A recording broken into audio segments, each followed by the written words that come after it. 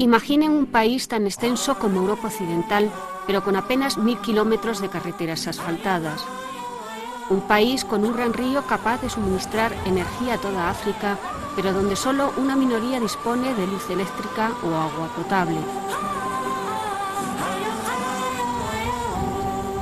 Imaginen un país con uno de los subsuelos con la mayor riqueza y diversidad mineral, pero donde la esperanza de vida es de poco más de 40 años y la mayoría sobrevive con apenas $1 diario.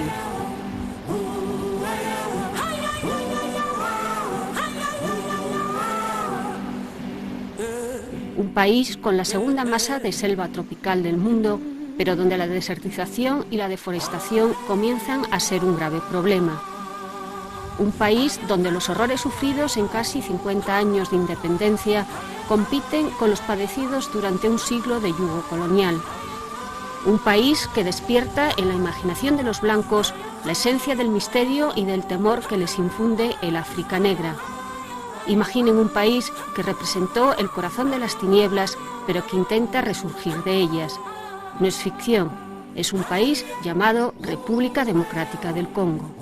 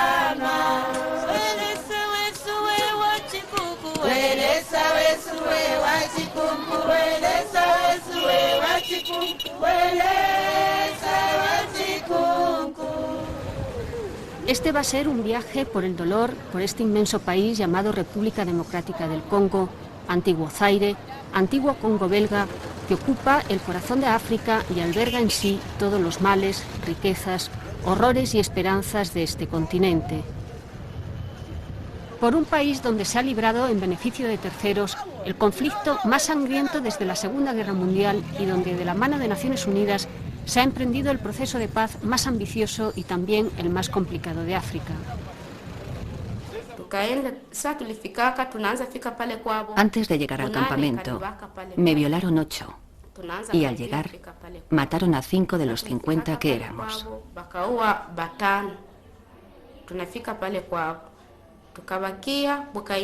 Al día siguiente, al amanecer, nos dijeron: hoy empezáis a comer. Pero lo que nos dieron era orina y heces.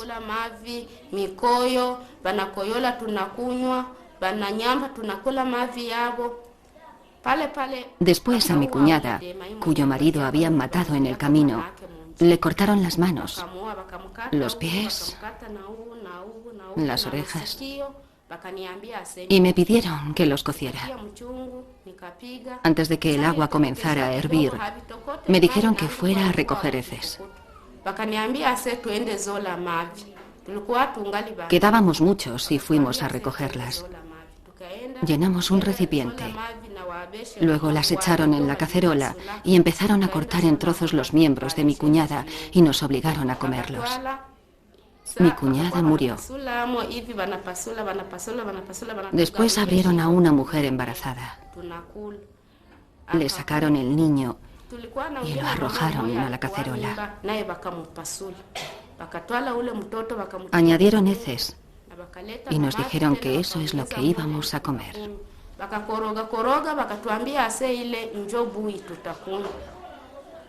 Zawadi, que irónicamente en suajili significa regalo, tiene 24 años y de sus 3 hijos solo se ha salvado uno. Los otros murieron en manos de las milicias Hutu que atacaron su aldea. Los apresaron y los mataron poco a poco.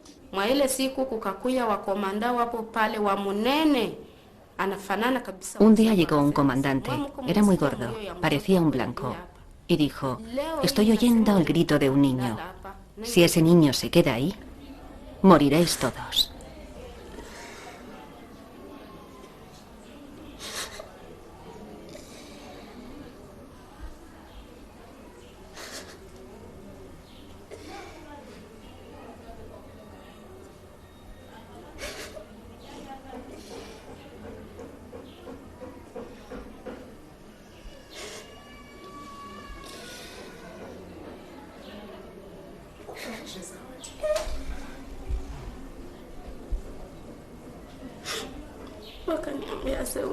Me dijeron que iban a matar a mi hijo. Lo tenía en mi espalda. Cogieron una cuerda y lo ataron. Me dijeron que tirara de un extremo y ellos tiraron desde atrás. Sentí que el niño se movía. Sentí que se orinaba, que se hacía caca y que sangraba por la cabeza. Cuando miré, sentí que el niño se estaba muriendo.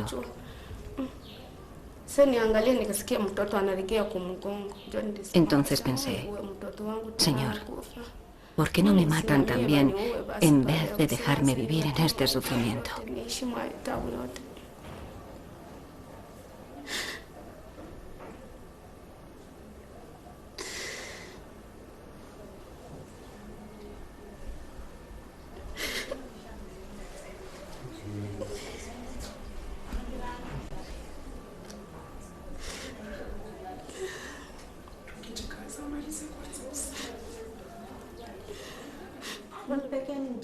Las milicias Hutu, refugiadas en el este del Congo desde el genocidio ruandés, también atacaron la aldea de esta mujer de 17 años que hace apenas un mes ha dado a luz a un niño fruto de esa arma de guerra llamada violación.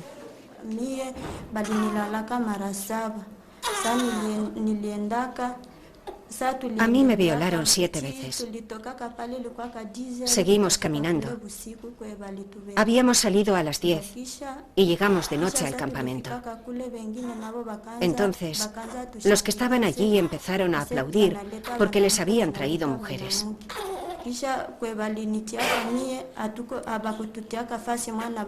Nos pusieron a cada una en una celda y cada uno que venía me violaba y me violaba.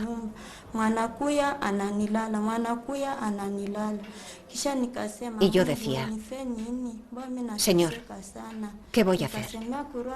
Estoy sufriendo mucho. Para estas mujeres, como para otras muchas que han padecido una experiencia similar, su único consuelo, su único medio para seguir adelante son los pocos centros como este hospital de Bukavu. Sus vidas rotas son el fruto de una guerra que, pese al proceso de paz aquí en el este del Congo, en particular en las regiones de Ituri y Kivu, donde se encuentra Bukavu, se resiste a terminar.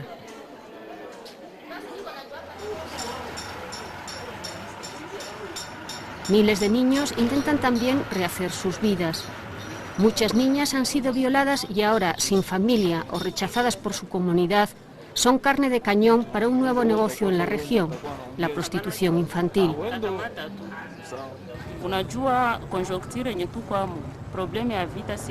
En la coyuntura en la que los encontramos, el problema de la guerra, ha habido niñas violadas. En lugar de quedarse en sus pueblos, donde se las marginaba y no podían estar, vinieron aquí donde había más seguridad. Pero como no tenían familia, acabaron viviendo en casas de tolerancia. En Bukavu aún no existe un centro que las acoja, aunque se espera conseguir un terreno y medios para levantar uno. De momento, estas niñas solo reciben alguna asistencia médica y psicológica. Siguen viviendo en los prostíbulos donde encuentran alojamiento y comida, pero han de entregar el euro que reciben como pago al propietario del local. Aziza, de 14 años, llegó a Bukavu hace 2 años, tras ser atacada su aldea. Desde entonces no sabe nada de sus padres, ignora si lograron huir o los mataron.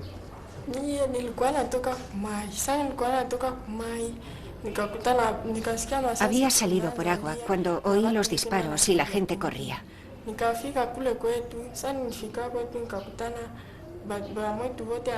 Al llegar a casa no había nadie, solo mi hermanita. La gente gritaba. Pedí a mi hermanita que se quedase conmigo, pero no quiso. Entonces eché a correr y me metí en una casa. Pero en aquel momento pasaban los Interaguame y me violaron. Me dejaron allí. Después me fui corriendo hasta la carretera.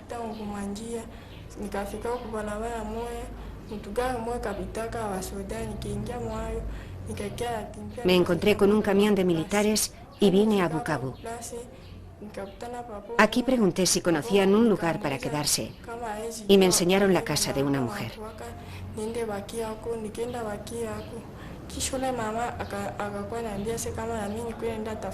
Me dijo que debía buscarme la comida y me propuso acostarme con un hombre. Me daría dinero y así podría comprarme comida.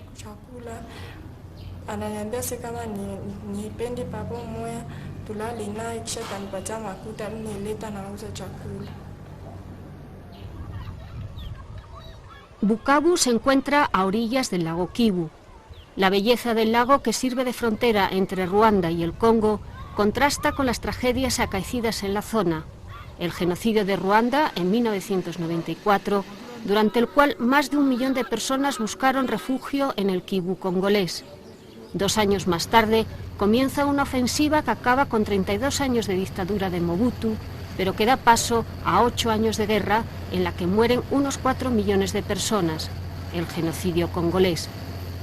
Ha sido una guerra más bien ya de intereses, de Ruanda, Uganda y Burundi, más bien para robar los materiales, los minerales del país. Y ha sido una guerra de Ruanda, Burundi y Uganda, con una parte con cómplices congoleños que han vendido el país. Pero no ha sido una guerra congoleña, no ha sido una guerra del país. Los congoleños han sido víctimas. En el norte del lago Kivu se encuentra Goma.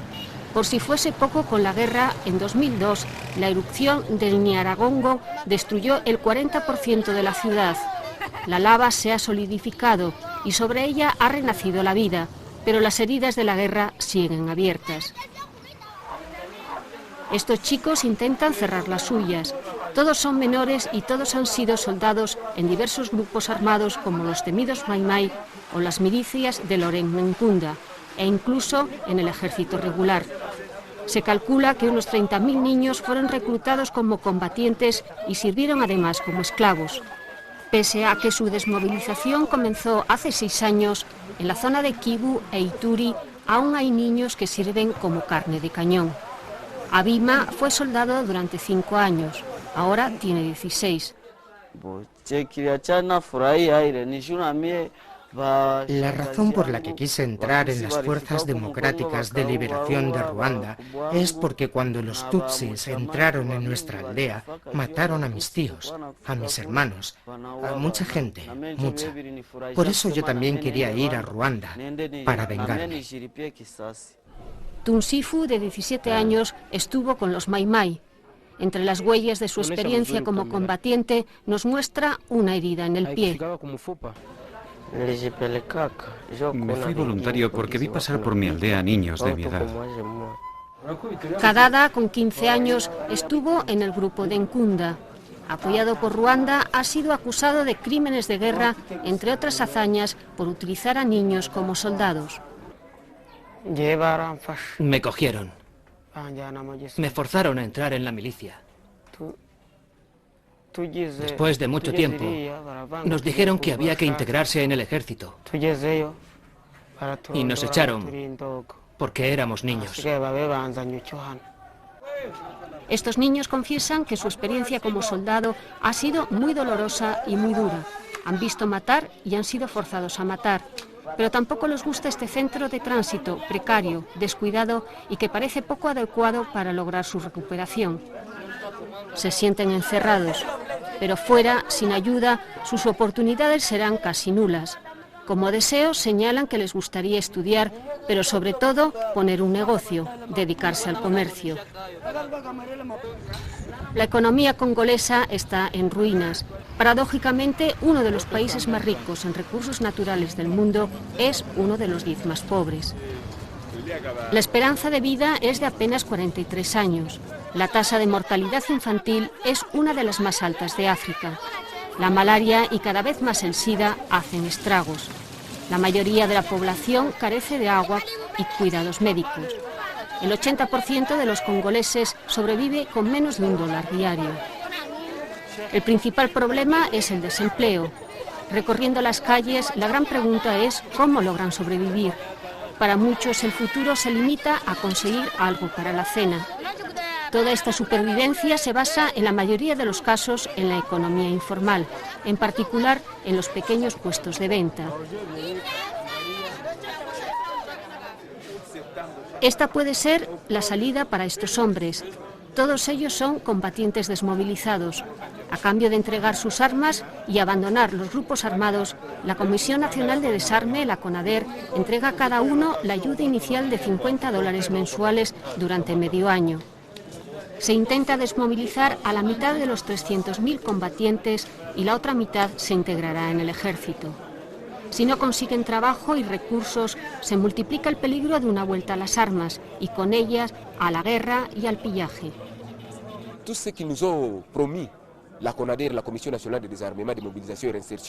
Todo lo que nos prometió la CONADER, la Comisión Nacional de Desarme y Desmovilización y Reinserción, no se ha realizado. Todo lo que nos han prometido no se ha llevado a la práctica. Nos han prometido un margen de seguridad, un sueldo de 12 meses. No lo han respetado. Y microcréditos, que no sabemos cuándo los tendremos. No sabemos para cuándo serán esos microcréditos. Por eso muchos nos preguntamos por qué no volver al ejército. Estoy en el ejército desde el 96, porque entré con los de Kabila, cuando echaron al dictador Mobutu del poder. Estuve 11 años en el ejército y cuando se acabó la guerra decidí volver a casa porque el ejército no paga. El ejército no paga, pero otros cuerpos como la policía tampoco. No es raro ver como un guardia de tráfico para un vehículo para una supuesta infracción. En la discusión, en el tira y afloja, todos saben que todo se solucionará con unos cuantos billetes. Son parte del sustento diario del policía y de su jefe. La República Democrática del Congo es un estado fallido. Todos sus pilares básicos han de reconstruirse. Uno de ellos, la reforma de los cuerpos de seguridad, es una tarea esencial y prioritaria en la que participa la ONU y la Unión Europea. Lo que se pretende hacer es un censo de todo el cuerpo policial del país, que realmente en este momento no se conoce, y a partir de allí ver tanto cuantitativamente como cualitativamente cuáles son los recursos humanos de los que dispone en este momento la Policía Nacional Congoleña, y a partir de allí planificar acciones de formación y de reclutamiento. La caótica situación de los cuerpos de seguridad abona la corrupción y también graves violaciones de los derechos humanos. Aquellas instituciones del Estado, como es la policía, como es el ejército, cuyo mandato es proteger justamente a la población, son los mayores violadores de derechos humanos. En el año pasado, en el 2006, casi el 80% de las violaciones de derechos humanos han sido cometidos justamente por el ejército en primer lugar y la policía a continuación. Las agencias de inteligencia también tienen, digamos, en torno al 8%, y un 12% las milicias o grupos armados que operan básicamente en el este. Un problema es la inexistencia de registro de cualquier tipo, desde los de nacimiento hasta los de defunción. Esta imprenta, sostenida con ayuda española, trabaja en la confección de unos impresos para el registro de detenidos. Hasta ahora, cuando alguien es detenido no queda constancia, lo que da pie a numerosas detenciones ilegales.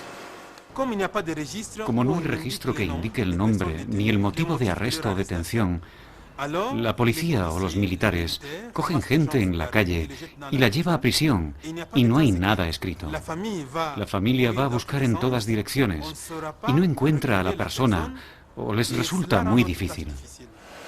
Hay que añadir además un deficiente funcionamiento del sistema judicial. La construcción de la paz en la República Democrática del Congo plantea una vez más una ecuación difícil: justicia y verdad o impunidad y olvido de las graves violaciones de los derechos humanos. La justicia transicional es la que exige que se construya el futuro sobre la verdad. La verdad es un elemento importante para construir si queremos ver un futuro estable para el país. A falta de justicia nacional, la internacional ha comenzado a actuar. La Corte Penal Internacional se estrenará con un caso congolés. Su primer procesado es este hombre, Tomás Lubanga, líder de la Unión de Patriotas Congoleses, acusado de reclutar niños menores de 15 años. Además, su grupo armado ha sido acusado de matar a miles de civiles en su interés por controlar el oro de la región de Ituri, en el este del país. El Congo es un país rico, pero el pueblo es pobre. Hemos padecido muchas guerras que nos han hundido económicamente. Muchos países han venido al Congo. El problema es cómo han accedido a la riqueza natural. Estos recursos son accesibles a todo el mundo, pero la forma de explotación es lo que nos interesa. En un mitin en el centro de Lubumbashi, el gobernador de la estratégica provincia de Katanga, en el sureste del país, desgrana los principales problemas de la zona. Y uno de ellos es la minería, el control de las exportaciones, los contratos y los beneficios. Según los expertos de Naciones Unidas, el principal motivo de los contendientes en los últimos 8 años de guerra fueron los recursos naturales y sus grandes beneficiarios, dos países que atacaron e invadieron el país, Ruanda y Uganda. Además, los intereses occidentales que les apoyaron. Pese a ello, ninguno de estos agresores y beneficiarios ha sufrido hasta ahora el menor reproche internacional. Calificado de escándalo geológico, el Congo alberga 1/3 de las reservas mundiales de cobalto y una de las mayores de cobre. Es rico en diamantes, oro, bauxita, níquel, hierro, uranio y en metales raros y de gran valor estratégico como el coltán, indispensable para la industria o para aparatos tan cotidianos como el teléfono móvil. Hasta ahora, la minería ha sido una fuente de trabajo mal pagado y arriesgado, pero sus cuantiosos beneficios no han mejorado el nivel de vida de los congoleses. Es más, la enorme riqueza minera hasta ahora solo les ha supuesto guerra, dictadura y pobreza. Los grandes beneficiarios son las empresas extranjeras y los que apoyan sus intereses dentro del país. Sin embargo, muy pocos se atreven a hablar en voz alta de este sector. El sector minero se caracteriza por ser una especie de misterio. El problema se sitúa en los contratos firmados. La mayor parte de esos contratos fueron firmados durante la guerra y nuestro gobierno estaba en situación de debilidad. Eso hace que los contratos beneficien más a los inversores mineros que a la población. Esta es una de las innumerables minas abandonadas por grandes empresas y ahora trabajadas sin apenas medios por mineros artesanales. Paradójicamente, constituyen el grueso del sector. Mientras que en las grandes empresas trabajan unos 35.000 hombres, en estas minas buscan su sustento casi 1 millón. Esto se llama estéril, esto es cobalto. Esto es estéril, lo quitamos para recoger el cobalto. El cobre y el cobalto son una de las grandes riquezas de Katanga, pero la mayoría de estos mineros, sujetos además a la arbitrariedad de los intermediarios y a la corrupción, apenas llegan a los $2 diarios. A veces el pago por su trabajo es la muerte. Sin casco, sin iluminación, sin seguridad para sujetar la tierra. Cada uno puede hacer su grupo. Otro hace otro allá. y pueden cruzarse. Y hay movimientos de tierras y hay pérdidas de vidas humanas. Sobre el papel, estos mineros no existen, no hay límite de edad, nadie se preocupa por su vida ni por su muerte, pero la mortalidad es tan alta que han creado una mutua para pagar los entierros. Sus sacos llenos de cobre y cobalto acabarán en alguno de las decenas de camiones que cada día atraviesan la frontera con Zambia y Angola con destino a Asia y Occidente. La explotación minera sin controles ni restricciones tiene un peligroso impacto medioambiental. El Kafubu forma parte de la gran cuenca del río Congo. Sus aguas son vitales para la población ribereña. Con ellas mantienen sus cultivos, sus animales y sobre todo es su única fuente. Pero desde hace tiempo sus aguas bajan contaminadas. La gente de las grandes instalaciones mineras lava y tira sus minerales en la zona donde nace el río. Eso lo sufrimos los que estamos abajo. Y me pregunto si todo lo que arrastra el río no tendrá un impacto en el futuro. El agua huele mal, el ganado ha enfermado, son comunes las erupciones cutáneas y algunos niños han nacido con ictericia. Otro problema es la deforestación. El segundo pulmón del mundo se ve amenazado por la tala sin control y la minería. Además, hay que añadir en Katanga el riesgo de desertización, ya que el Kalahari avanza por el sur. La gran mayoría de la población minera no vive de la economía formal. Cada uno vive de la economía de subsistencia. Y en la selva encuentra productos que le permiten subsistir. Con la destrucción de la selva se destruye el espacio de la vida de esta población. Tras esta deforestación y explotaciones mineras, se señala a empresas extranjeras, algunas de ellas orientales. China se está convirtiendo en el gran inversor de África y los gobiernos le dan la bienvenida, aunque a veces sus beneficios para la población local tampoco sean muy claros. China efectivamente está en África. Ellos atacan directamente los problemas cotidianos de África.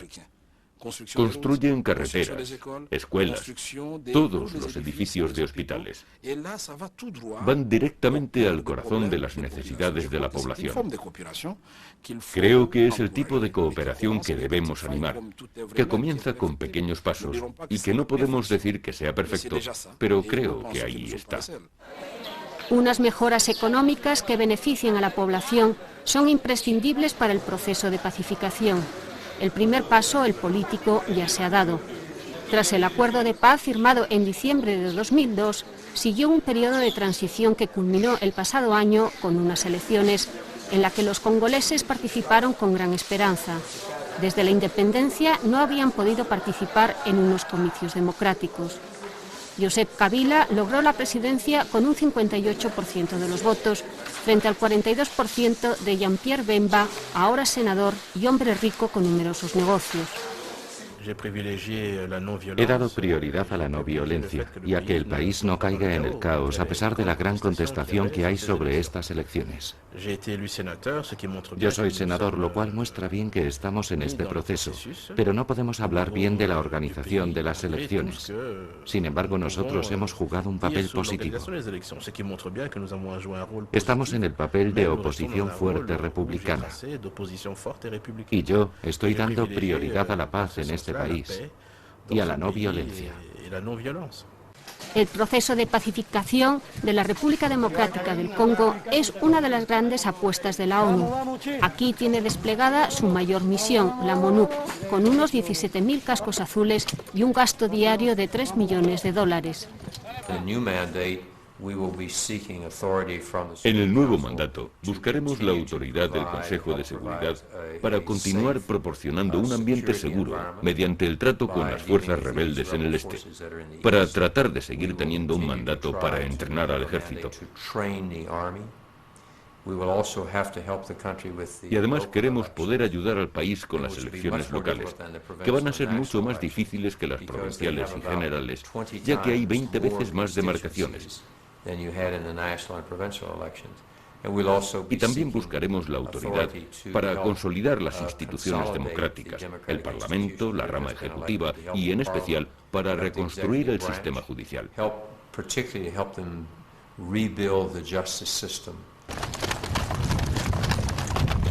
Además de las tareas de pacificación, las tropas de la ONU participan en acciones de apoyo al débil ejército congolés y pueden abrir fuego si es necesario. Nuestro esfuerzo principal lo tenemos en la seguridad en la zona de la Gombe, en donde se encuentran tropas del DPP, que es la facción que apoyaba anteriormente y que apoya actualmente al señor senador Bemba, las cuales están en proceso de integrarse a un proceso de brassage que aún no se inició y que hay un riesgo de que pueda tener lugar una situación de una escalada de violencia.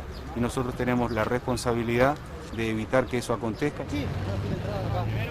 Pero las milicias de Bemba, resto de su antiguo grupo armado, son la pesadilla del batallón uruguayo.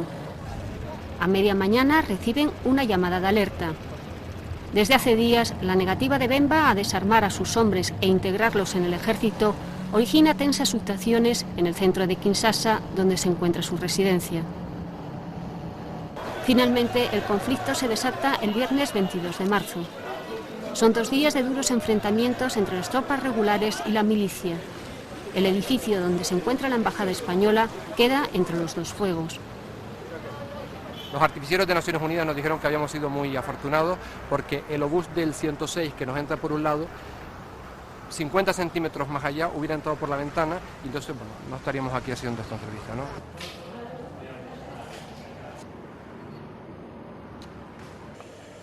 Son 2 días en los que los combatientes se cobran también su esfuerzo con el pago más efectivo, el saqueo. Como resultado, una crisis política que amenaza lo conseguido en las elecciones y unos 600 muertos e innumerables heridos en las calles de la capital congolesa.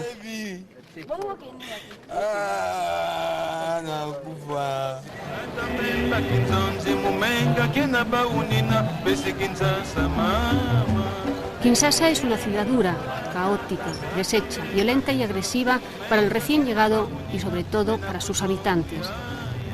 Se dice que viven en ella 7,5 millones de personas, pero nadie lo sabe a ciencia cierta. En la mayoría de los barrios no hay agua ni electricidad. Las calles son un lodazal en la época de lluvia. Trasladarse de un lugar a otro requiere paciencia y mucho aguante. La mayoría de los quinenses carece de un trabajo y de un ingreso estable. Fruto de esta crisis son los niños de la calle, huérfanos o abandonados por sus familias. En barrios como este de Ngaba, algunos encuentran un lugar donde comer y dormir en alguna casa como esta, apoyada por una organización no gubernamental local que recibe ayuda internacional. Hay miles de personas que se dedican a la búsqueda de pequeños trabajos, a vender agua, a servir de vigilantes. No tienen padres y están a merced de la ciudad. Cuando falla, se vuelven muy agresivos. Están en las aceras, en los almacenes, en los mercados. Esos son sus lugares de concentración.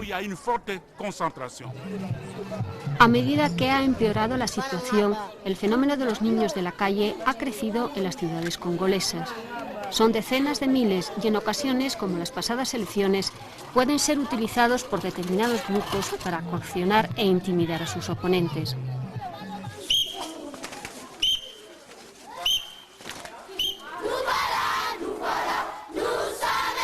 En este centro del barrio de Ngaba, más de 300 niños aprenden a leer y a escribir y algún oficio que les pueda servir para dejar la calle y mantenerse a sí mismos.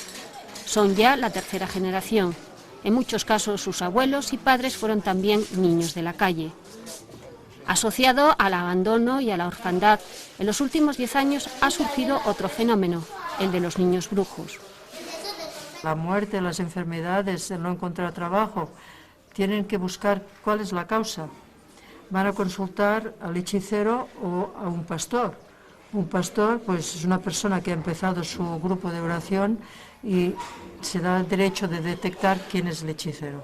Entonces, si la mala suerte cae sobre un niño o una niña, pues esto lo tienen que echar de casa necesariamente porque tienen la creencia de que van a infectar toda la familia. Isabel y el grupo Hogar de Esperanza ofrecen a estas niñas un hogar, cariño para que se recuperen y, si es posible y quieren, la posibilidad de volver con sus familias. Ivette hace un trabajo similar en un centro de monjas capuchinas españolas en Lubumbashi. Porque las niñas llevan una vida como animales, no vive con dignidad de persona, duerme en el suelo, come de todo lo que encuentra, porque siempre hay algunas que se lanzan en la prostitución, hay otras que van pidiendo para aquí y para allá, tienen que sobrevivir. Reintegrar a estas niñas es una labor difícil. Algunas son rechazadas rotundamente por sus familiares, otras, como Luis, no quieren volver.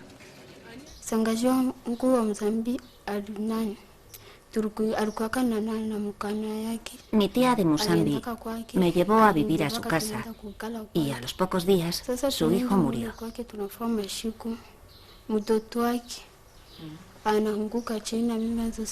Empezaron a decirme que había que llevarme a un hospital, pero mi hermana dijo que no estaba enferma.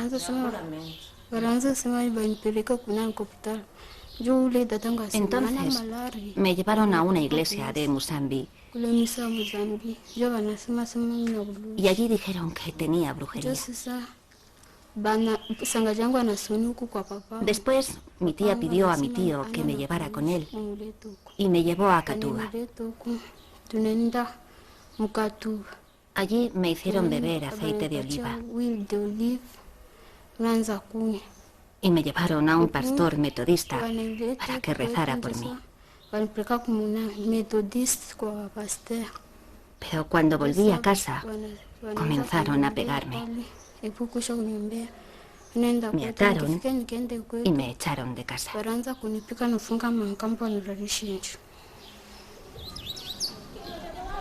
Luis tiene 15 años, pero no sabe cuándo llegó a este centro.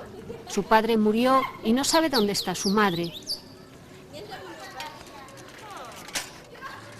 Sin embargo, a Aminata, que no sabe cuántos años tiene, sí le gustaría vivir un día en familia.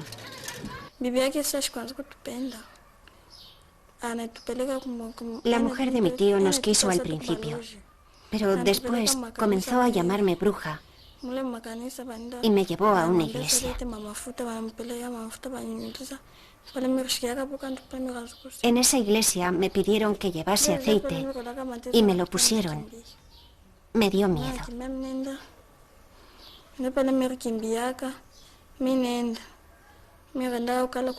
Y huí.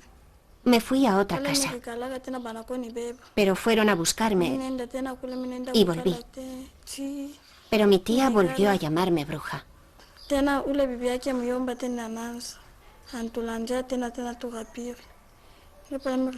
Después mi hermana comenzó a llamarme bruja y por eso me fui.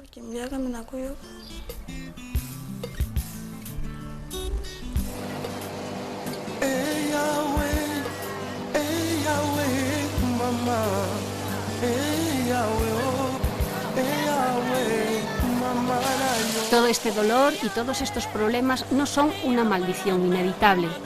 56 millones de congoleses esperan y se merecen una vida mejor. Y ahora, tras una sangrienta guerra por la que el resto del mundo apenas se ha preocupado, la República Democrática del Congo se encuentra en una de esas coyunturas históricas en las que es posible un cambio.